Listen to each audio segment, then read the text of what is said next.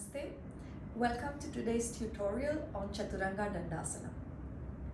Chaturanga Dandasana, or commonly known as Chaturanga, is quite an advanced pose in yoga, although it's used in almost all vinyasa classes and many beginner classes.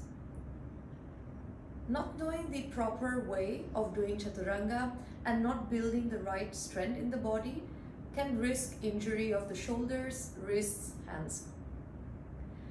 And so in today's tutorial, I will take you through some drills to build up the strength, and also we will go through the right positioning and alignment needed for this pose.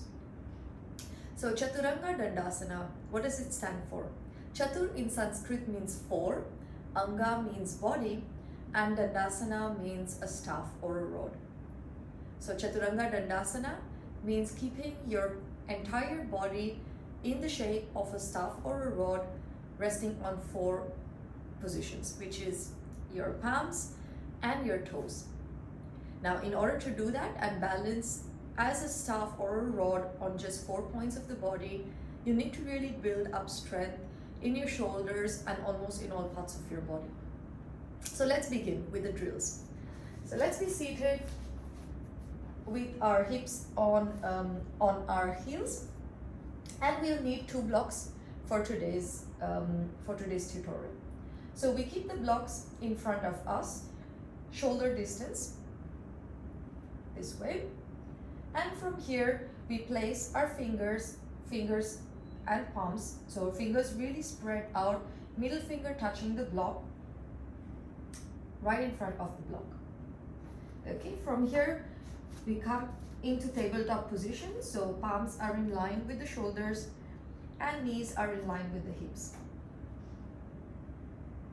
So from here, we're going to start by just pushing the mat away, making sure your core is engaged, shoulders are rounded, and we're going to shift our weight forward, bend the elbows, come back up.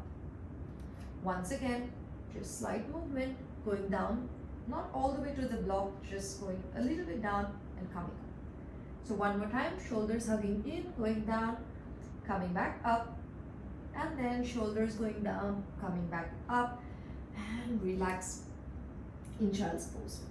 So you're already going to start to feel a little bit of heat build up. Just relaxing here, and then coming up. We try to focus on the protraction of the shoulders, which is this movement. So this is the retraction of the shoulders, and this is protraction. So when you protract your shoulders, you can feel your shoulder blades coming out to the side, and you push the mat away. There's a slight rounding in your back and your core is engaged. So once again, feeling the protraction of the shoulders, curving the back, pushing the mat away, fingertips are really hugging onto the mat.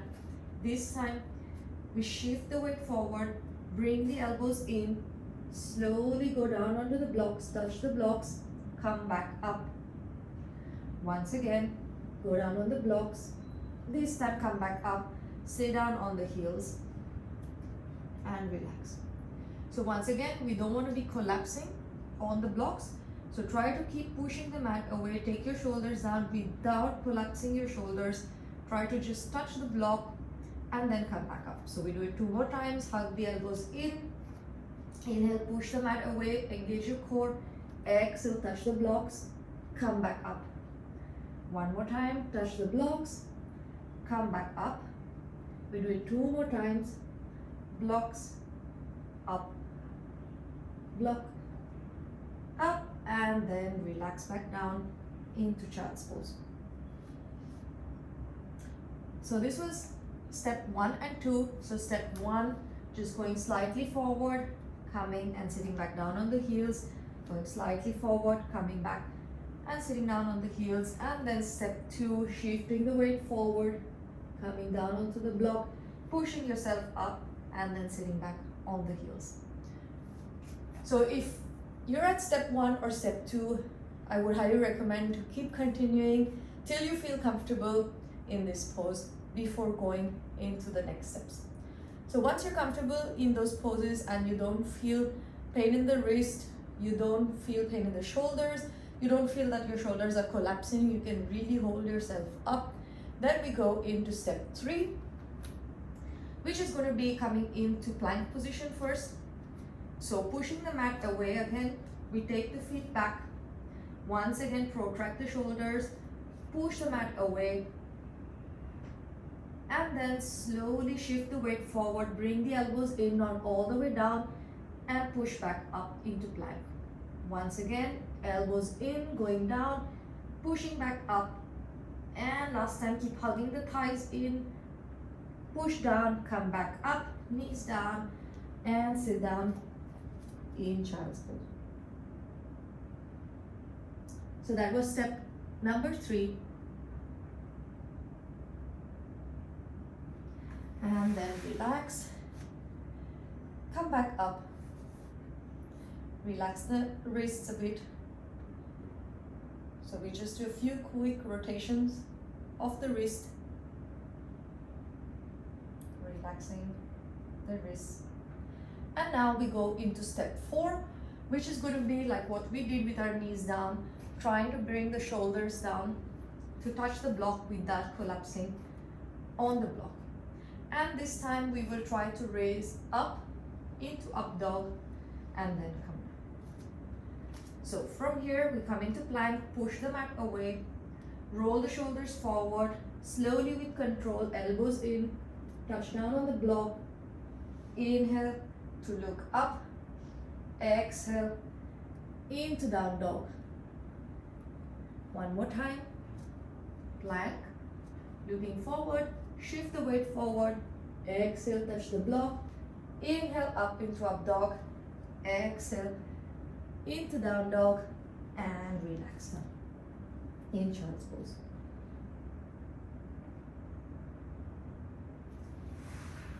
Okay, from here we're going to try to go into full Chaturanga. So we're going to take the blocks away, and we're going to still try to imagine that we have the blocks in front of us. So pushing the mat away, coming into plank, fingers are spread wide. Imagine that you have the block in front of you. Shift the weight forward, go forward into Chaturanga Dandasana, holding here, up dog, and then exhale into down dog. Take a moment of breath here, and we tried once again. So roll forward, come into plank, push the mat away, exhale forward into Chaturanga, holding here, and then inhale into up dog, exhale into down dog, and then just drop the knees and relax. So if you're able to do that, you've got your vinyasa, which is the Chaturanga, up dog, and down dog. Now if you want to train to stay in Chaturanga longer, or try to come up into plank from Chaturanga, that'll be the last step, and you can do that once you have nailed the Chaturanga. Okay, so once you're comfortable with your Chaturanga, up dog, down dog vinyasa, you can try to come into plank, shift the weight forward, come into Chaturanga, and push yourself back up into plank. So we do it 2 more times. Down into Chaturanga, pushing back up into plank. Down into Chaturanga, and up into plank. Relax in child's pose, and then just exhale. So that's basically what we had in today's tutorial. Make sure to remember a few things, which is that you're always protracting your shoulders, you have warmed your wrists, and you're keeping your body in one straight line without dropping the hips and without dropping the shoulders. Hope you enjoyed this tutorial. Thank you.